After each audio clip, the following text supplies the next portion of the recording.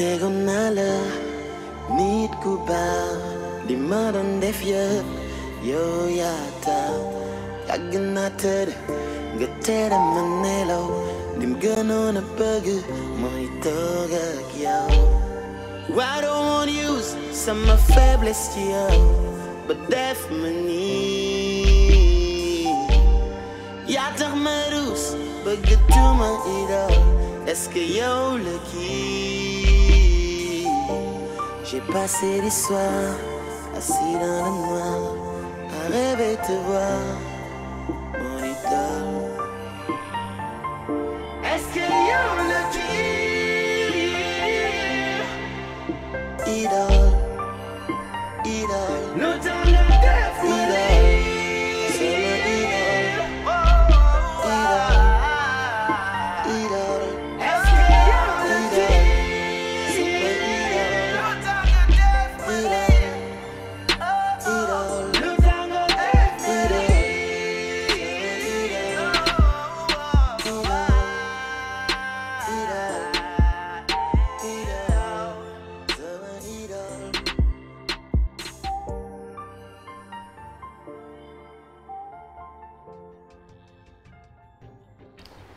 Tu manges toujours épicé, n'est-ce pas?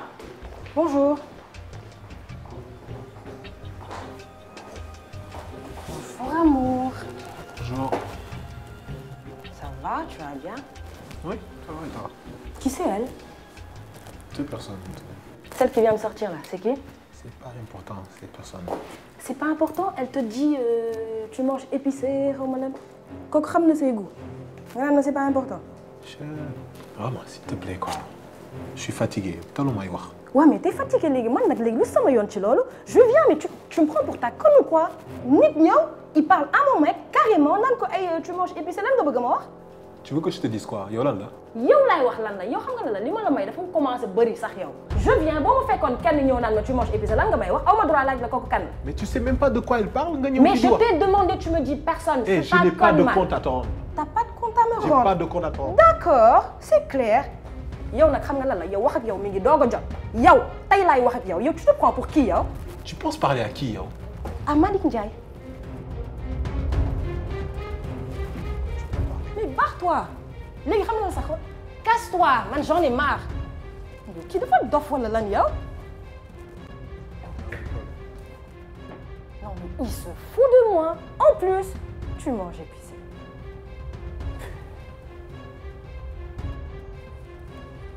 waa Fall Tafa bu ma ne Fall dégg nga baax li ma la wax.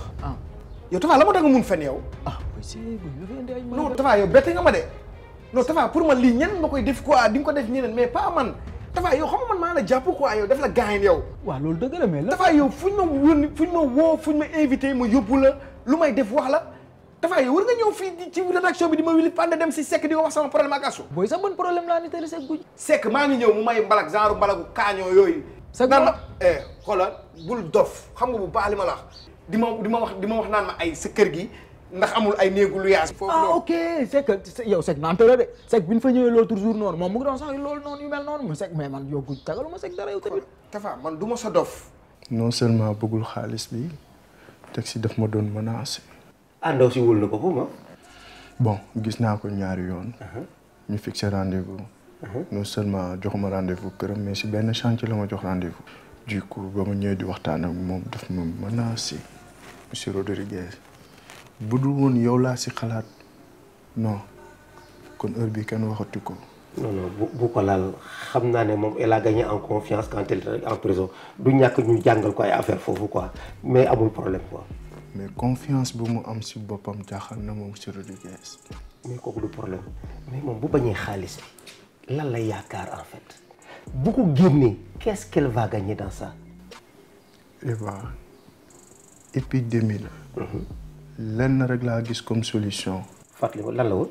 ñu rey ko mu. non waaye yow man waxoon naa la bu dugg ci loolu.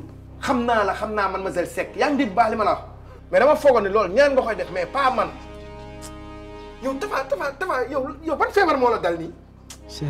yow lan ngay wër nii di nettali nii rek yow. guj est-ce que gisoon da nga commencé di délire quoi. mais Tafa wuy ma bul ma waxati loolu de est-ce que dégg nga baax li ma la wax xoola Tafa xoola bul ma wax loolu siquñu ko est-ce que dégg nga baax li ma la wax benn affaire rek laa lay wax dama la daan bàyyantu wala di kafa gi mais bii pas dama la bàyyi à vie. oui pourtant loolu moom. non Tafa loolu amul léegi xam nga la laa bëgg Tafa soo buggulee ma écraser la bul ma sax xoolati bul ma jege. man moom du ma fi ne di écrasante.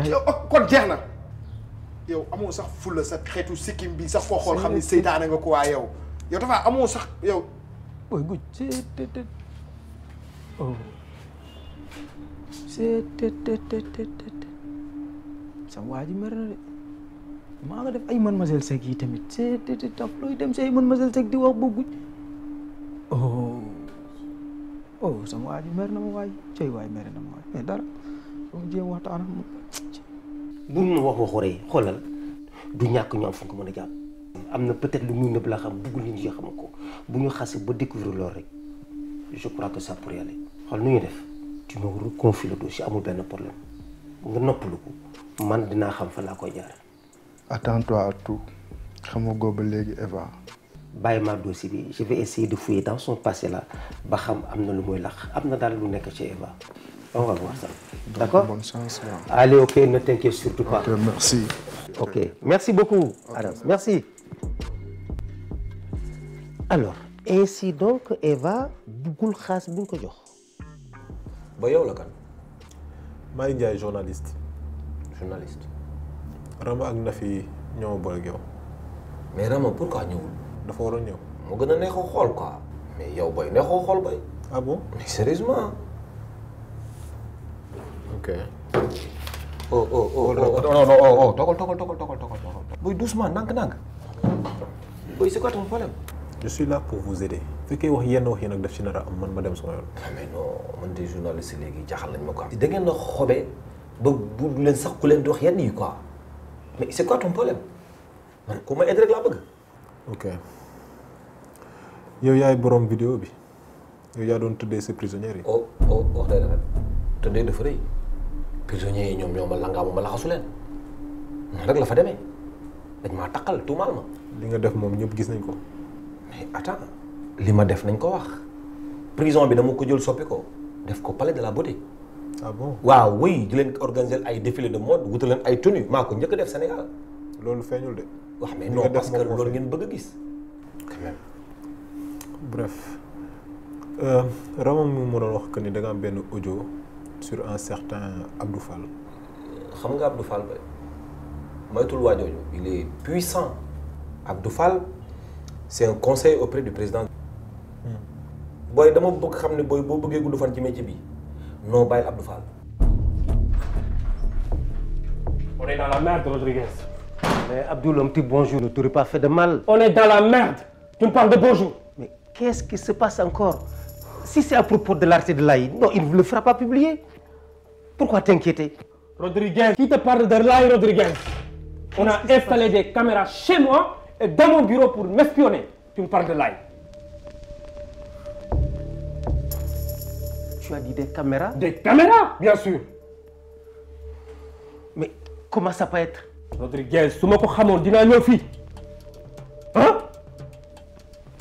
Je te demande tout simplement si tu avais des soupçons sur quelqu'un. Ça peut être n'importe qui. te lu ma wóor ba wóor mooy caméra yi yàgg nañ foofu. donc lépp lu ma fa mënti def ñu ngi koy gis. bi ma woowee man ma dugg këram. c'était pour ma rey sama benn prisonnière bu tudd Eva. yàlla def jour bi muy wax ak man ci loolu dama ko enregistré jël audio bi génn déglu ko lépp nekk ci laa ko jox sama benn pénitencier ne ko léegi pour mu tasal ma ko. attendez un instant ki ngay wax.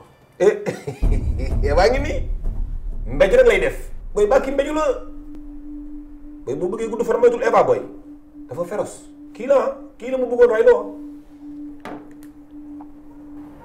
Eva Abdou Fall lan moo leen lié. Abdou Fall ak Eva moi je pense que Eva benn ministre actuel monsieur Rodriguez moo ko fa dugaloon. waaw moo ko dugaloon prison donc jëm naa xool dossier yi lan moo ko fi indi mais jusqu'à présent dara leeru samay bët c'est ça le problème. mais lan la def pour kooku dugal ko. non booy nag yow seetlu naa la mais booy tu poses trop de questions sur Eva booy lan la ba jàmm. c'était juste pour am benn éclaircissement ci situation bi mais je pense que li ñuy def mooy audio bi je pense léegi il faut ñu génne ko. te dafa war a génn booy pour ngeen génn ma fii ma nekk fii c'est la merde booy. comme ça au moins dina tax population bi xam fan la histoire bi jógee. ah au moins sama der set ci dëkk bi. Rama mi ngi mën a wax naan dafa nga ko joxoon audio bi. maa ngi ko joxoon benn pénitencier il s'appelle Moussa Bangoura jëlal donc tu prends ses contacts soo génnee nga woo ko après moom na la ko jox dégg nga. Mais écoute, toi tu es dans tous tes états. Tu es au sommet du pessimisme. Holal, on va s'asseoir et on va réfléchir calmement. On va essayer de voir quelle stratégie il faut adopter par rapport à Rodriguez, yow yaa tal toog man tooguma. Retourne chez toi, coule-toi un bon bain, prends du calme et demain tu verras beaucoup plus clair dans cette affaire-là. Mais Rodriguez, yow nit nga. Est-ce que tu réfléchis? On est dans la merde. Tu ne sers à rien du tout. Tu me parles de bain, de douche, de nii na taluma sax raggu. lu wóor ba wóor mooy xaw ma fan laay mujj mais fu ma jëm di nga ko. Mais Abdoul, des caméras chez lui et moi qui étais là-bas il y a pas longtemps.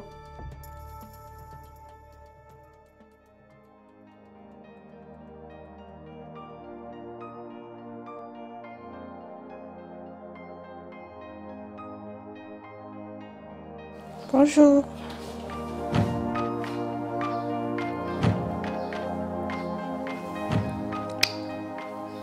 Ça va? Tu vas bien? Bon, je vais m'asseoir à côté de toi. Je peux.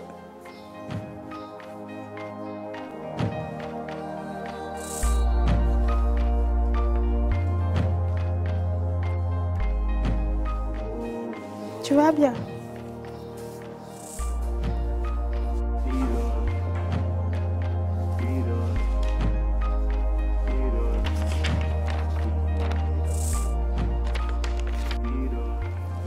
Je suis pas venue pour Eva. Yaa ma fi indi.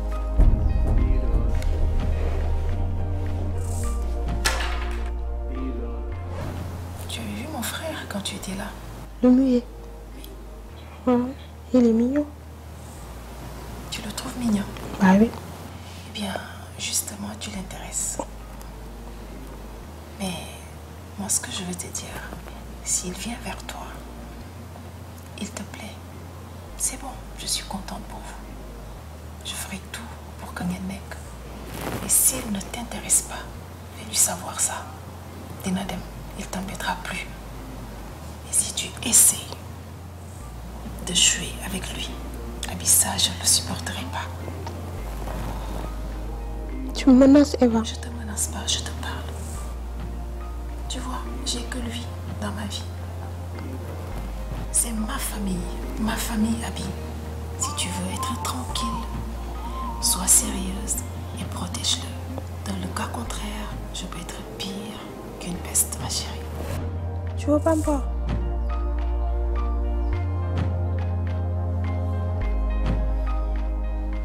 Je suis gênée là. Qu'est-ce qu'il y a? Kon ma ñibbi.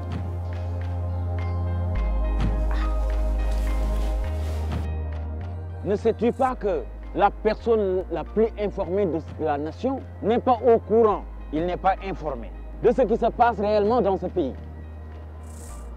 Des gens dorment devant notre palais, il ne le sait pas. Des enfants traversent la rue pendant la nuit pour manger, il ne le sait pas. Des familles dorment à ciel ouvert, il ne le sait pas. Il ne sait pas que son administration est la plus corrompue et corrupteur. Il ne le sait pas. bu ñuy sëlëm nit ñi dañuy indi waxu daaw jéeg waxu benn nit teg nit ñi nekk ci loolu ñoom ñu nekk ci leneen. Ça je le sais. fii boo dee sàcc da ngay sàcc lu gan bu ngay jàpp sax da ngay yóbbu ci kaso VIP ngay seetaan télé am dus bu baax di lekk lu baax di naan lu baax di tëdd fu baax di woote sa kër te am na nu ñuy demee sax guddi gi ngay génn yaa ma gën a xam.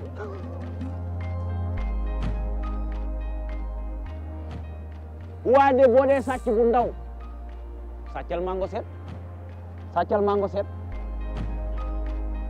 dañu lay tëj ci kaso bi te kenn du la suuse fi mu ko teg fi mu ko teg ñaata jeunes ñoo nekk ci kaso bi amuñu avocat kenn jugé wu leen ñuy xaar ñenn ñi feebar ba faatu ñenn dañuy xëy rek ñu leen génn nañ leen luñ tëddoon yëpp ñu perdal ko génn doxalinu réew mi raw leen ñu jaaxle xamatuñu fu ñu jëm kenn xalaatu réinsertion wala ngay tëj da ngay xam lan mooy delloo nit ay àqam ak yelleefam rawatina nag kuréel yi nga xamante ni defuñu du dara lu dañuy xeex ak yelleefu doomu aadama balaa ñu coo wax le 10 décembre jot date boobu la ñu am ñu yor rajo yi télé yi ngaw moi j'en ai écrit waaye dama koy bind liir ko ba yàgg may yooyu amertume lay am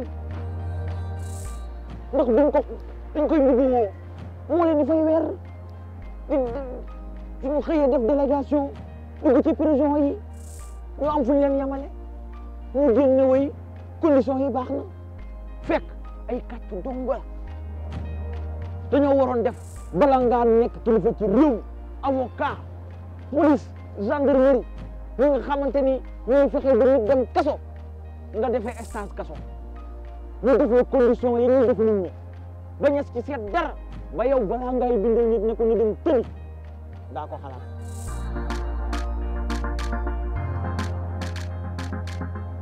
Eva m'a montré le dessin que tu avais fait.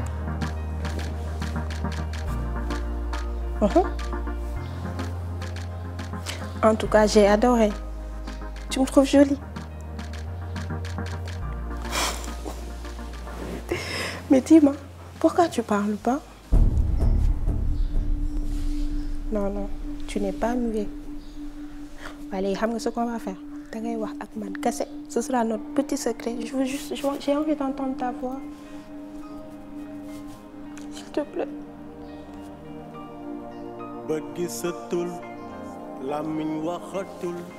Ok. Est-ce que tu peux me faire un petit dessin? Ça te dit?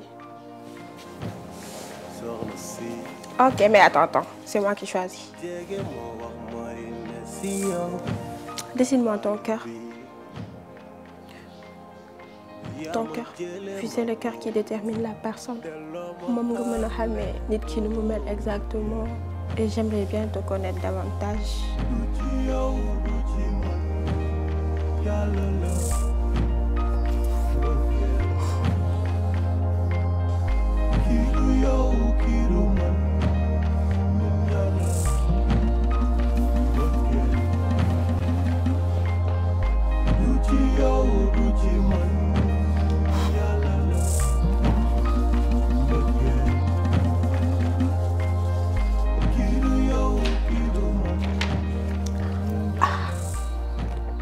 Tu as un grand cœur alors.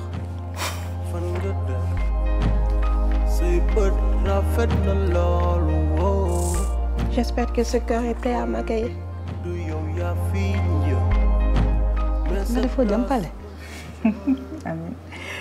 J'ai dit j'ai un rendez-vous.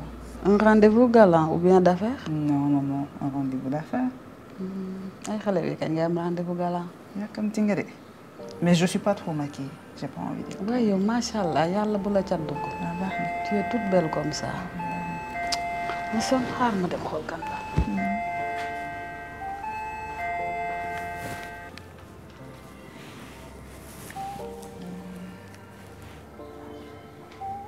Je t'amène une surprise.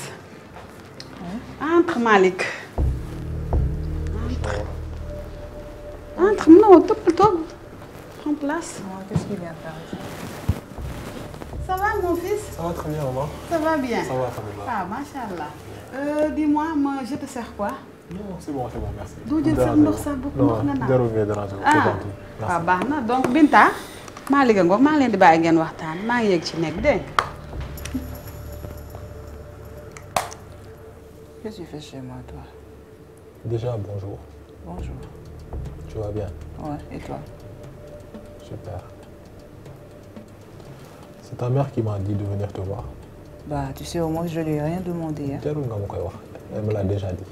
Cool. Yow lan la danga ma jàppal dara? Manik, waxal li leen di sama kër. Danga ma fekk may waaj a génn.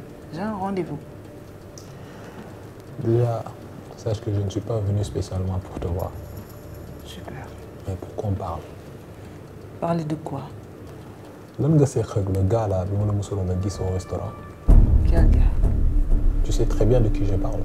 Je t'ai vu une fois avec un gars au restaurant et ce jour-là, j'étais avec quelqu'un. En quoi ça t'intéresse de savoir qui est-ce que j'étais assis ou le gars qui il est pour moi? Je vais être plus clair. Je détiens des preuves, Simon. Et j'ai vu une vidéo où tu étais avec lui. Il te menaçait de prendre un certain pourcentage sur West Info parce que tu lui dois des sous. Tout d'abord, comment tu as fait pour avoir cette vidéo? Là n'est pas le problème. Je sais gérer mes problèmes. Tu sais pourquoi je t'en parle? Parce que beaucoup me disent dal, ou ma dal avec sa papa dal ma gueule.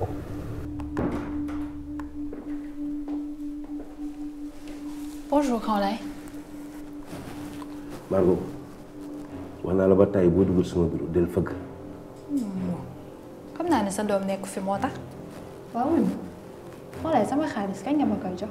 Man fi ñu tolloon nii tàlluma loolu man dama jaxasoo dangay xaar nga ma génn ci li ma nekk.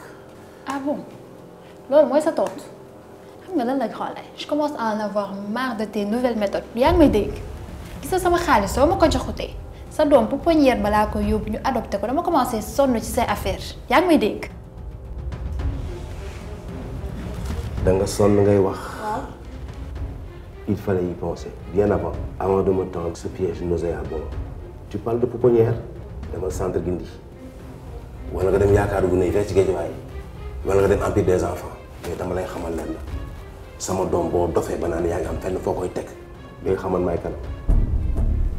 Je suis en train d'écrire un article sur lui et j'aimerais pas après vous gagner qu'on découvre que toi tu étais mêlé à ces histoires-là.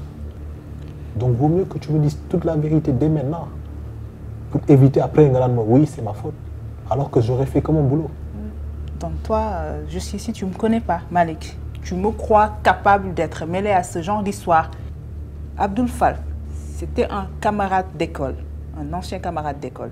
Maintenant, il se trouve qu'on a reçu un audio de lui qui montre qu'il était en train de manigancer des choses où il parle de meurtre. Maintenant, il me dit d'empêcher les journalistes de West Info de publier cette information. Ou bien je le fais, ou bien il porte plainte contre ma personne, ou bien il devient actionnaire majoritaire à hauteur de 51% chez West Info. Mais comment ça se fait? Vous avez signé un accord avant ou là? Malik, xam nga aduna bi kenn xamatul kenn mënul wóolu kenn koo wóolu après fi muy mujj xam nga ko jaruma lay wax ñëpp a yem. Donc daf ma boole ak nit, j'ai signé une reconnaissance de dette, chose qui est normale. Et toi, cette reconnaissance, elle disait quoi? Je ne l'ai pas lu, pour être honnête, pour dire vrai. Non. Et comment tu peux être aussi naïf? Comment tu peux signer un papier alors que tu ne l'as même pas lu? J'ai signé un papier, je ne l'ai pas lu. Bref, il est où ce papier? Je peux le voir. Ça est avec mon papa. D'ailleurs, lui, mon fan là, comment il est? Bah, il est toujours fait mon école. Tu peux me caler un rendez-vous avec lui? Ouais, je peux le faire. Quand? Je vais le faire très vite. Ok, tu me tiens au courant alors. D'accord. Au revoir. Merci.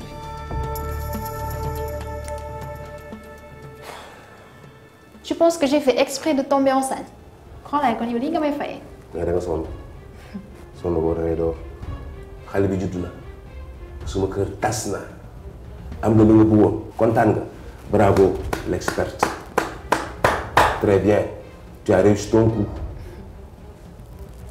xanaa bu lay xam gis nga fii su ma fi génnee dinaa wax ñëpp na doom bi yow yaa ko jur c'est ça que tu veux non?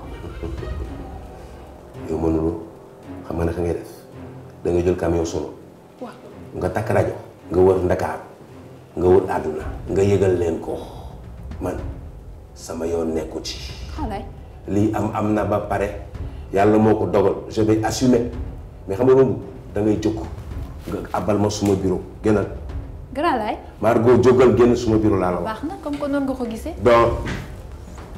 c'est comme tu veux. waaye kii moo sopp kii xamul boppam je n'ai rien à cirer. maa ko def ni dugg ci xale yi waaye loolu jeex. Alors, monsieur Baldé? Mais très bien aujourd'hui, monsieur Fall. Et vous? Ça va, je vais très bien aussi. Rassurez-vous, je vais très rapidement vous soulager. Ah oui? Comme promis, la lettre d'engagement et le contrat de prêt, avec les cachets et les signatures.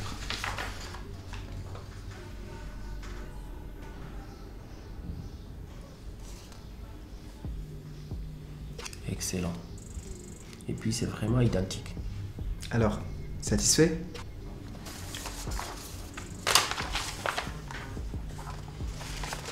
satisfait de ton travail.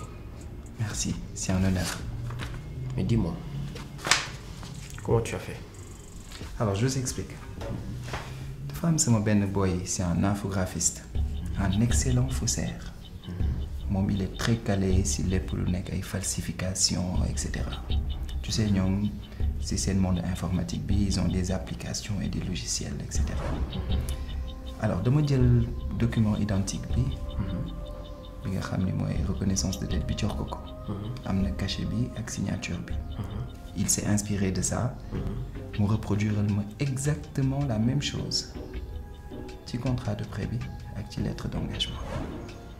Très bon boulot. Ah, là, c'est ça. Pas mais moi je te reconnais pas là, on dirait le sultan Brunei. Oui, en effet, c'est le cadeau d'un ami qui est venu du Maroc. Ah, d'accord. Et puis, comme tu sais, moi, je n'aime pas avoir la tête en l'air. D'une façon ou d'une autre. Voilà, j'ai changé. Mais en fait, là, il trêve de plaisanterie. Là, Margot, je veux régler le problème une bonne fois pour toutes. Parce que cette fille-là, elle ne doit pas te faire sortir de tes gonds à ce point. Il faut que. Il y a des choses. Et puis maintenant, moi je te sens tendu, n'est-ce pas, énervé, n'est-ce pas, et que tu exploses pour rien. Mais qu'est-ce qui se passe en fait? Moi je suis prêt à te soutenir dans n'importe quelle situation. Dis-moi réellement, qu'est-ce qui se passe? Oui, mais c'est l'accumulation d'un tas de problèmes. Mais je parviens à gérer, alhamdoulilah. Mais pour la petite fille, la Margot, là, les gens ont l'habitude de tourner la page. Moi, je la déchire. Margot, c'est terminé, c'est une vieille histoire. Ok? Tu peux t'en rassurer. Hein? Petit clause contrat B, avec la lettre B, je l'ai agencé de telle sorte que Binta s'engage à reverser l'intégralité de la somme contractée. Ah oui? Et dans un délai de 3 mois. Baldé, 3 mois c'est trop. Mais non, attendez, M. Fall. 3 mois à partir de la signature. Depuis que nous validé prêt avec Légui, si on compte bien, West Info pourrait vous appartenir dans exactement moins d'une semaine, M. Fall. Félicitations, mon frère. C'est mon plaisir de vous servir, M. Fall. Je suis très content. Je te tiendrai au courant si j'ai besoin de toi. Il n'y a pas de souci, je serai toujours à votre disposition. À très bientôt. Au revoir. Et merci beaucoup. West Info, vous avez des très sérieux problèmes. West Info m'appartiendra dans moins d'une semaine. Le combat continue. Pour l'article la dernière fois, j'ai mes raisons. Tu te rappelles le livre que j'avais écrit sur les scandales des impôts? Bon, mais c'est vrai, ça date de très 30 ans, sinon plus. La personne qui était vraiment impliquée, c'était le directeur des impôts. Ouais, ça, tout ça, je sais. Maintenant, c'est son fils qui est là. Il paraît que son papa a disparu. Donc c'est les conséquences de cette histoire que j'avais racontée et qui avait fait une bombe. Il m'en veut. Maintenant, quand je devais sortir de prison, il fallait de l'argent. Binta est allé le voir parce qu'il paraît que c'était des amis d'enfants. Mais il a piégé ma fille et lui a signé un chèque à blanc, hypothéquant tout ce que je possède. Maintenant, il est incriminé par un article. C'est votre article que vous voulez sortir. Si je laisse passer, je perds tout. Il veut me prendre West Info parce que ma fille a fait la bourde de lui signer un papier. Non mais toi, tu nous parles d'une situation carabinée.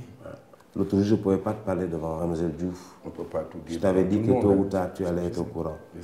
Là, je reconnais vraiment le l'ail. Mais là, je veux que tu saches que moi, jamais je ne t'abandonnerai. Je serai à tes côtés pour lutter et faire face à cette situation. Aussi catastrophique soit-elle, tu peux compter sur moi.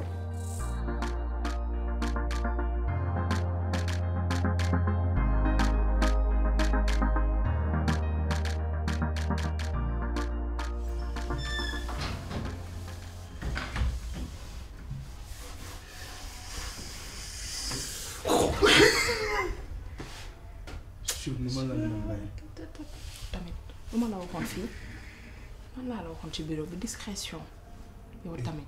fii di prison. Basi léegi ministre bu duggoon yam si lii nag wala keneen wala conseiller yi xam nga ni fii ñëppay wax dañuy jël mouchoir taawi ko dara tey buñ duggoon wax leneen yow tamit ah sa buur da rafet na rek nga ne bu ma doon Simba dàkk. kon yow mën nga muñ depuis ce matin ba léegi gisoo ma. du question de muñ mais yow xam nga li la fi bàyyi ma fi yow tamit il faut que nga compréhensif tuuti voilà dama laa namoon baal ma xam naa ni neexu la mais baal ma dama laa namoon mais nag def xeer. waaw léegi reetaan na. wuy ma xam nga lu ma jaaxal sama copine bi mignonne dégguma ko xaw ma ci lan la nekk sama téléphone bu sonné sama fit bi day dem ku fëgg sama kër damay bëgg a naaw waa duñu porter plainte dafa am fit de. porter plainte. lu leer laa la wax. Astou est là? C'est de la part de qui? Mignonne. Elle peut entrer.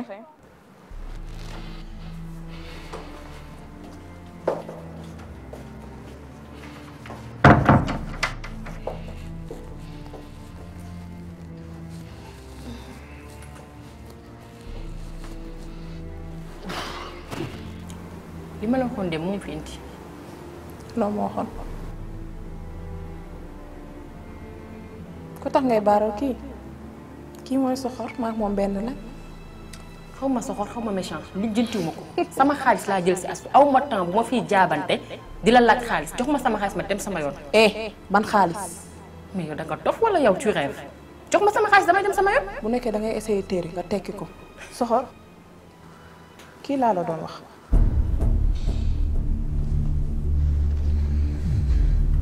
La mignonne kon yow da nga fiy ñëw uniquement di jéem a teg xel di jéem a teg dil jógal. jóg dans tes rêves. dama ne nga jóg dégage. yow loo foog damay xof. damay doo jóg jógal nga ne ma doo jóg. fu ma jëm jóguma dem ma.